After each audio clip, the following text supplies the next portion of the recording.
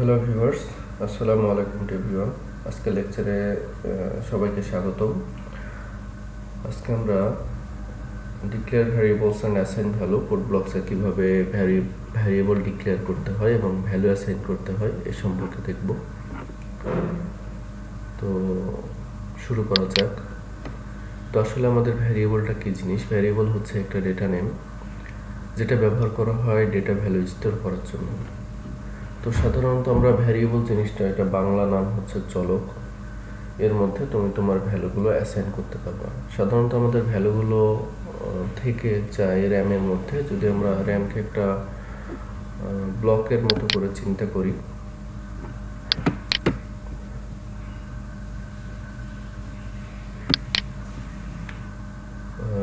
র্যামকে একটা ব্লকের মতো করে চিন্তা করি, এই যে এরকম হচ্ছে। যদি আমরা ব্লকের কনসেপ্ট দিই, তো সাপোজ এ নামে একটা ভ্যারিয়েবল আমরা ডিক্লেয়ার করলাম, যার মধ্যে আমরা 5 ভ্যালু অ্যাসাইন করলাম। এটা র্যামের মধ্যে এভাবে স্টোর হতে পারে। সাপোজ 5 অ্যাসাইন করলাম, বি এর মধ্যে 2 অ্যাসাইন করলাম,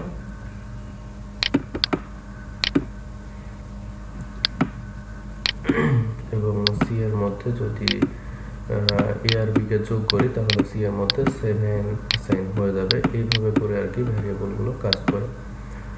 তো মনে রাখতে হবে, এটা হচ্ছে ভ্যারিয়েবল হচ্ছে একটা পাত্রের মতো। পাত্রের মধ্যে তুমি যদি পানি রাখো, পানিটা হচ্ছে আমাদের ডেটা, আর এই যে পাত্র, এই পাত্রটা হচ্ছে ভ্যারিয়েবল। কিন্তু এই পাত্রের একটা নির্দিষ্ট নাম দিতে হবে যে এ পাত্রে পানি আছে, বি পাত্রে অন্য কিছু আছে, বা বি পাত্রে সাপোজ টাকা পয়সা আছে। তো এই যে টাকা পয়সা, এটা হচ্ছে আমাদের ডেটা, আর যে আমরা যে পাত্রটা ব্যবহার করতেছি এই পাত্রটা হচ্ছে ভ্যারিয়েবল, আর বি হচ্ছে ভ্যারিয়েবলের নেম। তো আমাদের ভ্যারিয়েবল ডিক্লেয়ার করার জন্য আমাদের কিছু রুলস আছে। প্রথম হচ্ছে আমাদের ডেটা টাইপ দিতে হবে, যে আমরা কোন ধরনের ডেটাটা রাখতে যাচ্ছি। তারপরে ভ্যারিয়েবলের নাম দিতে হবে। তো এই ভ্যারিয়েবলের নামটা ইচ্ছা মতো দেওয়া যায়। আর টাইপ হচ্ছে আমাদের সি এর ক্ষেত্রে কিছু স্পেসিফাইড টাইপ আছে, কিছু ডাটা স্পেসিফাইড আছে। যেমন ধরো আমাদের সি এর ক্ষেত্রে 4 ধরনের ডাটা টাইপ সাধারণত আমরা ব্যবহার করি। একটা হচ্ছে character type, integer type, floating point, double precision floating point এবং ভ্যালুলেস। তো ক্যারেক্টার কোনগুলো? ক্যারেক্টার হচ্ছে আমরা যে সকল লেটারগুলো দেখি, এ বি সি ডি, আলাদা আলাদা প্রত্যেকটা একটা ক্যারেক্টার, বা এটা হতে পারে ডলার সাইন, হতে পারে পার্সেন্ট সাইন, হতে পারে এরকম হচ্ছে ক্যারেক্টার। 1 একটা ক্যারেক্টার, 2 একটা ক্যারেক্টার। কিন্তু কখনো এ বি একসাথে যদি থাকে সেইটা স্ট্রিং হিসেবে কাজ করবে, ক্যারেক্টার হিসেবে না।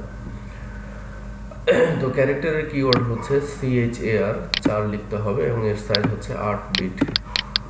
সাইজটা হচ্ছে 8 বিট, এবং এর ভ্যালুর রেঞ্জ হচ্ছে -128 থেকে 127, যেহেতু আমরা সাইন্ড ব্যবহার করতেছি।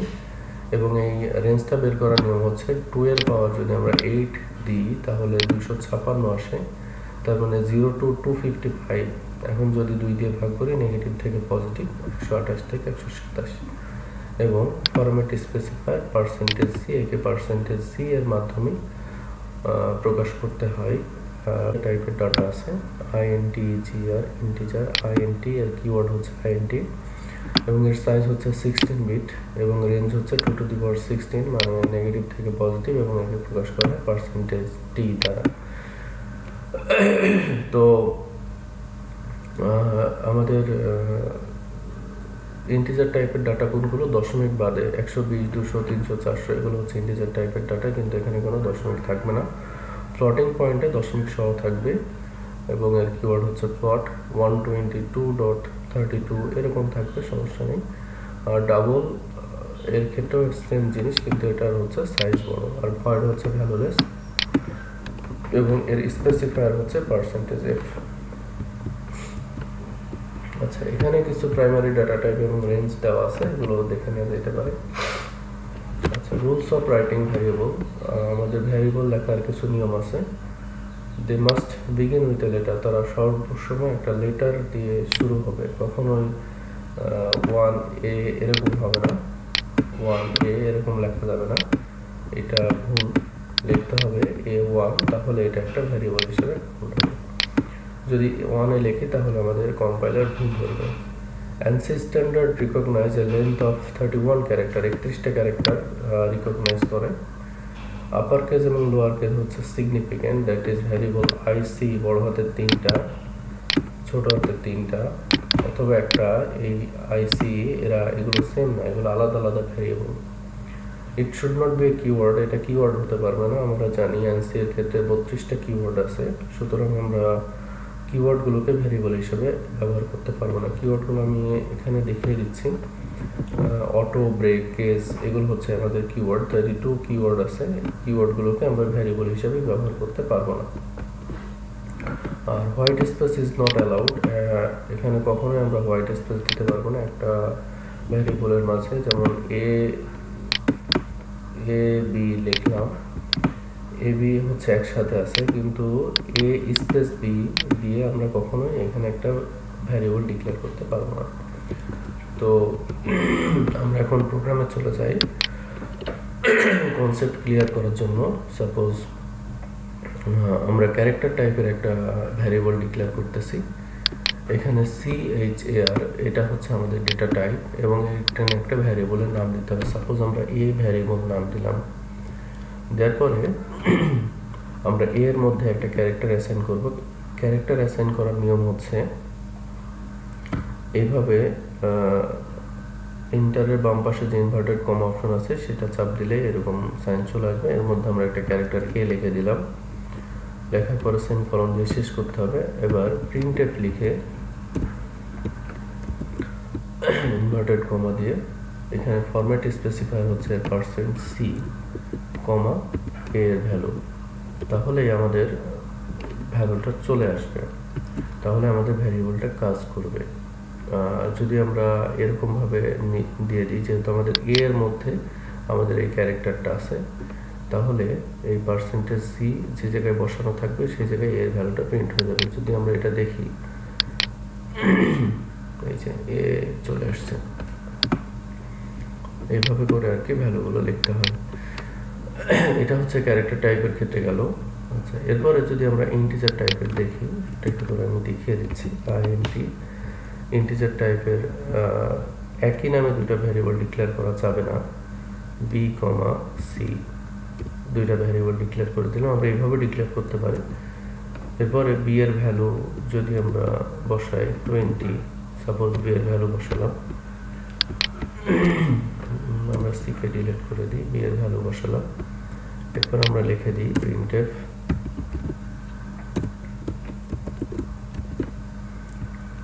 %d, B. যদি আমরা এইভাবে লিখি, তার মানে আমাদের %d কেন লিখতেছি, কারণ বি হচ্ছে একটা ইন্টিজার টাইপের ডাটা, এবং আমরা এখান থেকে দেখছি যে আমাদের ফরম্যাট স্পেসিফায়ার ইন্টিজারের জন্য হচ্ছে %d, সুতরাং আমাদের %d বসাতে হবে। এখন যদি আমরা এটা প্রিন্ট করে দিই, তাহলে কি হবে, A20 একসাথে চলে আসছে। এই জন্য আমাদের একটা পদ্ধতি আছে, এখানে /n দিতে হবে, তাহলেই আমাদের এটা আলাদা আলাদা আসবে। এখানে আলাদা আলাদা A/20 নতুন নতুন লাইন দিয়ে চলে আসতেছে। আচ্ছা, এরপরে যদি আমরা একটা প্লট টাইপের দেখি, FLOAT প্লট টাইপের দেখি, প্লট সি নামে একটা ভ্যারিয়েবল ডিক্লেয়ার করলাম। আচ্ছা, এখন সি এর ভ্যালু আমরা অ্যাসাইন করে দিই, c = 20.03, সাপোজ এটা দিয়ে দিলাম। তাহলে এই জায়গায় যদি আমরা প্রিন্টএফ বসাই,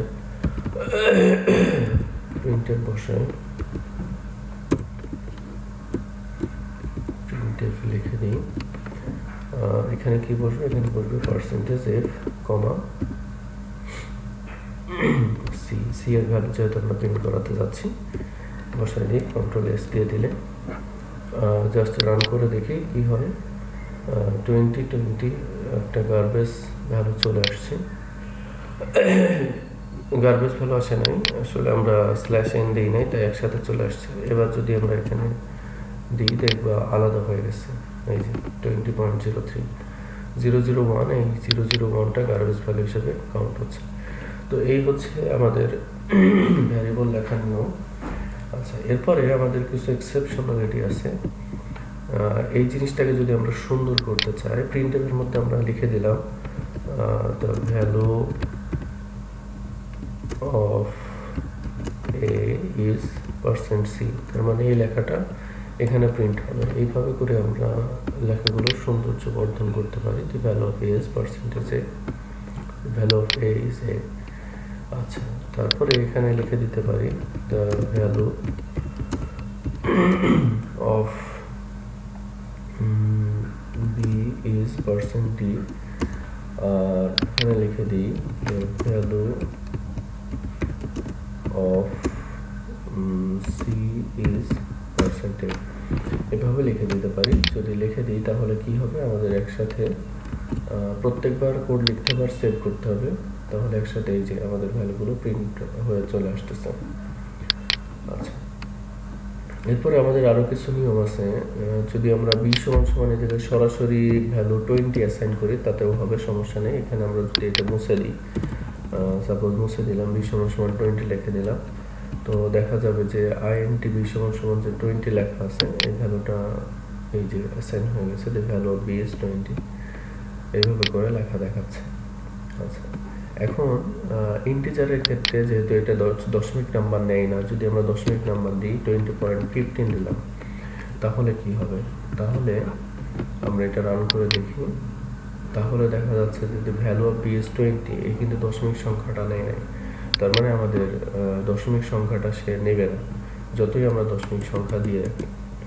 আচ্ছা, আবার ফ্লটের ক্ষেত্রে সি এর ক্ষেত্রে যদি 20.03 লিখছি, তো আমরা যদি এখানে দশমিক বাদে দিই 20.03, তাহলে কি হয়, তাহলে কোনো সমস্যা হবে না, সে ওইটা নিয়ে কাজ করতে পারবে। জাস্ট 20 পয়েন্ট সবগুলো 0 করে দিচ্ছে। তো এটাই হচ্ছে আর কি ফ্লটের নিয়ম। এরপরে ডাবল আছে, এগুলো নিয়েও কাজ করা যায়। আচ্ছা, এবার আমরা কিছু নতুন জিনিস নিয়ে একটু দেখি। সেটা হচ্ছে যে দুইটা সংখ্যা যদি যোগ করতে চাই, সাপোজ দুইটা সংখ্যা আমরা যোগ করব, এ আর বি দুইটা সংখ্যা আমরা যোগ করব, তাহলে আমাদের দুইটা ভ্যারিয়েবল নেওয়া লাগবে। এ পাত্রের ভিতরে সাপোজ 10 রাখলাম আর বি পাত্রের ভিতরে 20 রাখলাম, এ আর বি যোগ করব। এখন যোগ করে কোথায় রাখবো, যোগ করে রাখার জন্য আমাদের অবশ্যই একটা আলাদা পাত্র লাগবে। তো সেখানে এ প্লাস বি দুইটা ভ্যালুকে যোগ করে দিলাম, তার মানে আমাদের সি ভ্যারিয়েবলটা এখানে ডিক্লেয়ার করা নেই। তো আমরা এই যে ভ্যারিয়েবলটা এখানে আমরা ডিক্লেয়ার করে দিচ্ছি, কমা সি লিখে ডিক্লেয়ার করে দিলাম। এখন সি সমান সমান এ প্লাস বি, তার মানে আমাদের ভ্যারিয়েবলটা ডিক্লেয়ার হয়ে গেছে। আচ্ছা, তো ভ্যালু অফ যদি আমরা টোটাল সাম লিখে কার ভ্যালুটা বসবে, যেহেতু এটা ডেসিমাল নাম্বার, পার্সেন্টেজ ডি বসবে, এখানে বসবে সি এর ভ্যালু, পার্সেন্ট সি এর ভ্যালু যদি দেই তাহলে সি এর ভ্যালুটা বসে যাবে।